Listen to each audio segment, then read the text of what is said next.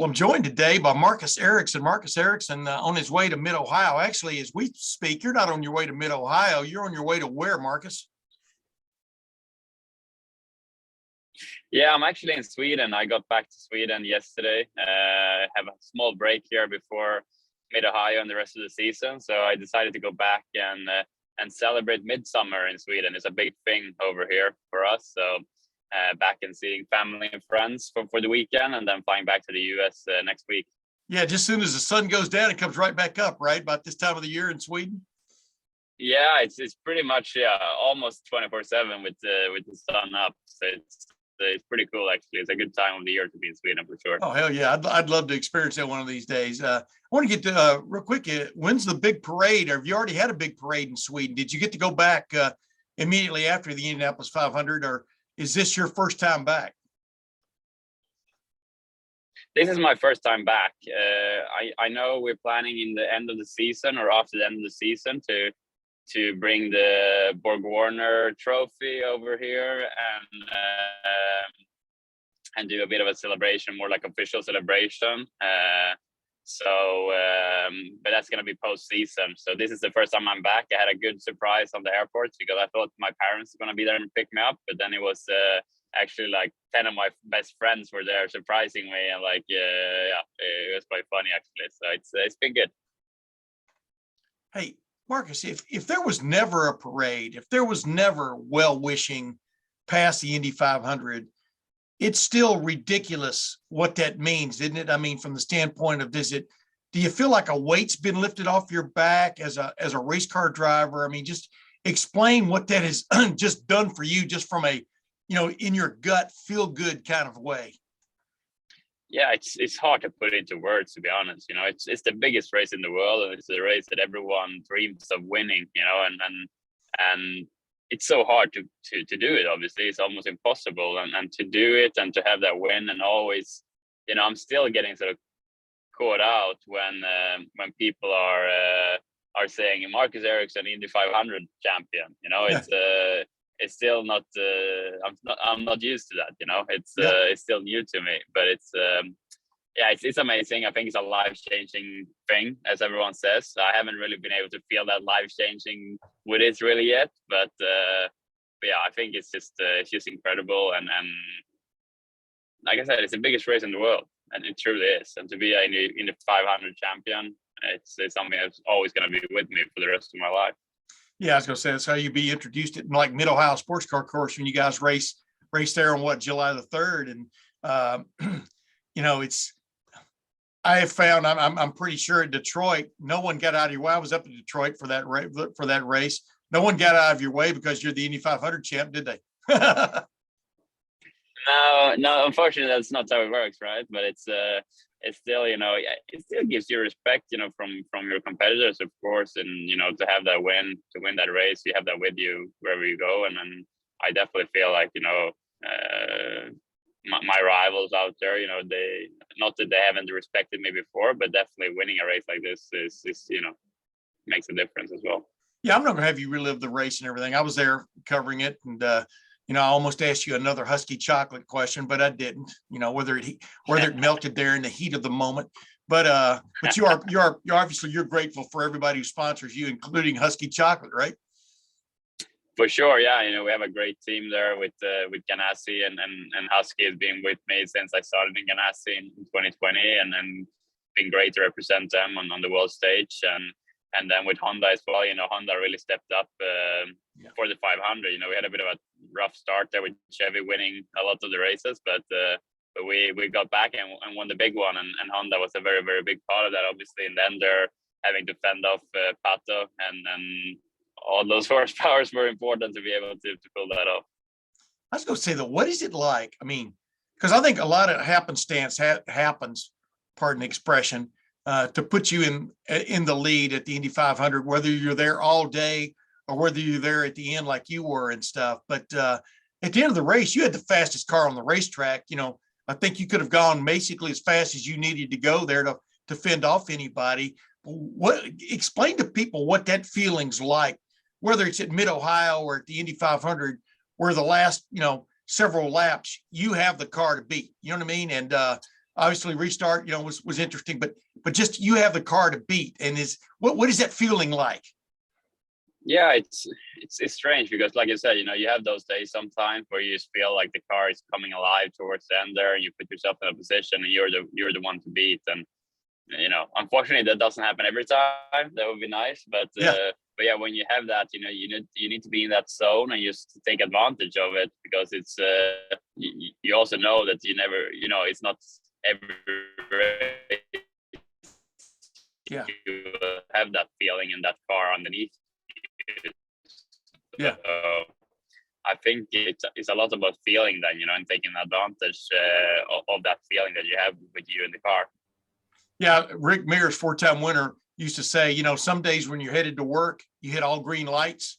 Some days when you're headed to work, every stoplight gets you. You know what I mean? It's just, you want that all green light deal, right?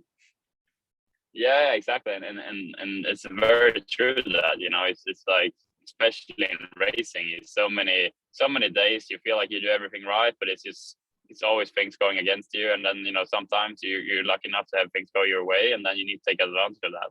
Yeah. Hey, what would a Formula One car be like in Mid-Ohio?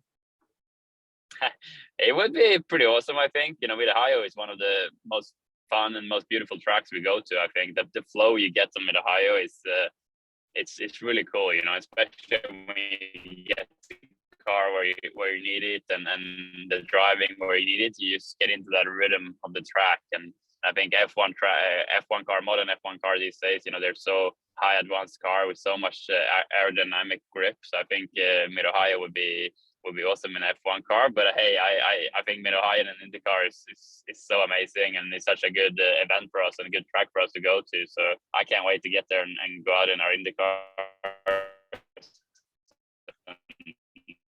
and try and win that thing. I came close last year, with off the win, but I'm planning on trying to do that this year instead. Yeah, I was going to say, I wasn't trying to get into a debate IndyCar F1, but I wanted to get you just real quickly. Is there a turn there at Mid-Ohio that is key to the whole lap on whether you're going to have a great lap or not? I mean, obviously going under turn one, under the bridge, you want to go through there as fast as possible and stuff. But is there a place on that track where, when you go through there, you go, hey, this is going to be a hell of a lap because I just did that. You understand what I'm saying? Yeah, I know what you mean. I think, it's difficult. I think the last corner, that whole complex is really tough with that long right-hander. We have to brake and turn, and then that I don't know what you call that corner. Carousel. But that corner, yeah, the carousel, yeah, that corner, and then out on the start-finish straight. It's a very technical part of the track where it's pretty low speed by the end of that corner, but it's in the low speed stuff you can really gain or lose a lot of lap time. So I think that is a corner that I always find that it's quite hard to sort of get it right, and when you do get it right, you really feel it like, I got that corner right. So that I think is a key. Are you trail braking all the way through that corner, or what? What's the technically? How are you getting through that corner? Just give people an insight who've never been in one of these cars. Yeah, you basically, you hit the brakes, but you cannot hit it so hard because you have so much load in the car and you have steering input in. So you sort of trail brake all the way through the corner up to the apex, really. And you don't want to be just rolling, because then the car is understeering a lot and you get all the weight, in the back. So you want to be trail braking a bit to keep the car a bit on the nose to be able to rotate the car when you get to the apex. So it's a really technical corner because of that, because also when you trail brake, it's really easy to either lock up the inside wheel or lock up the rear wheels, and then you miss the corner. So it's a really, really technical corner where you as a driver can make a really big difference. Yeah, you look at old videos from my races there, and you'll see from shooting from the inside of that corner, you'll see a right front wheel on guys occasionally just stopping. I mean, basically, it's almost not like it's not locking up. It's just like, it's kind of like just up in the air. You know what I mean? A little bit. Exactly.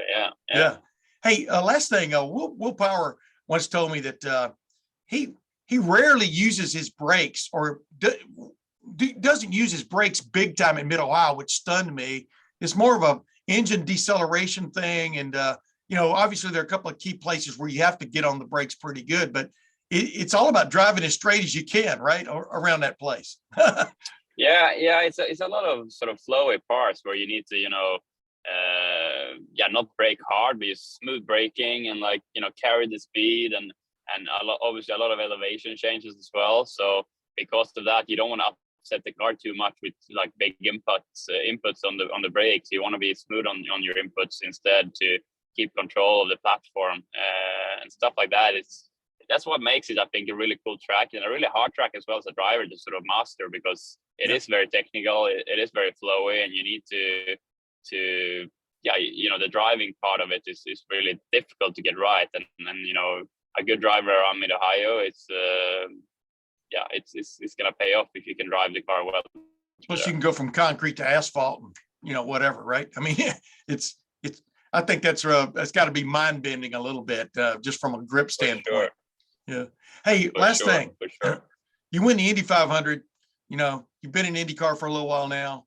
Do you feel like an IndyCar driver? Do you feel accepted by fans? I mean, just what's it like compared, you know, a couple of years ago and stuff? I mean, from the standpoint of, are people accepting you and acknowledging you? What does that feel you have now?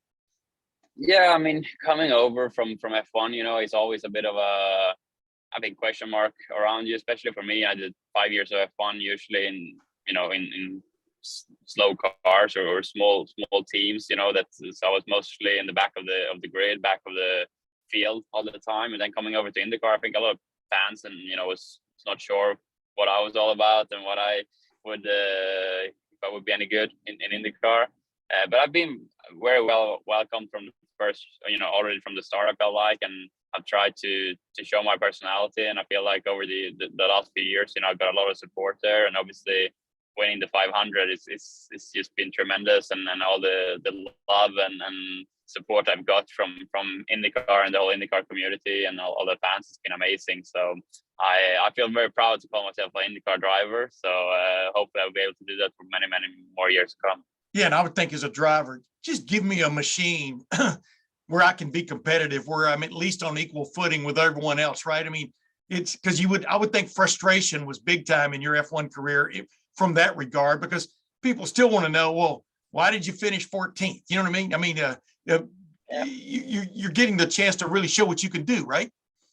So true. And I think that was one of the biggest reasons why I wanted to come over to IndyCar, to get that opportunity to show what I can do as a driver, because I really felt in my years in F1 that I developed a lot as a driver. I became better on so many things, but I could never show it because, like you said, you know, so many times you have a car that your maximum finish is P15, and no one is looking at the P15 and say, hey, that's a great driver. You know, it's like, no, you don't. And that was so frustrating because I really did feel like I became a better driver over the years there. And, you know, coming to IndyCar, it took a few years to get into IndyCar as well because it's so different. But I feel like now the last, you know, year and a half, I've really started to show everyone, and including myself, what I can do and that I can win and perform at this level, at this world-class level. So I'm very, very proud and happy about that. Ladies and gentlemen, Marcus Ericsson, 106th Indianapolis 500 winner, headed to a track near you, which, by the way, in this case will be Mid-Ohio. Marcus Ericsson, thanks for joining me. Thank you so much. Thanks for having me.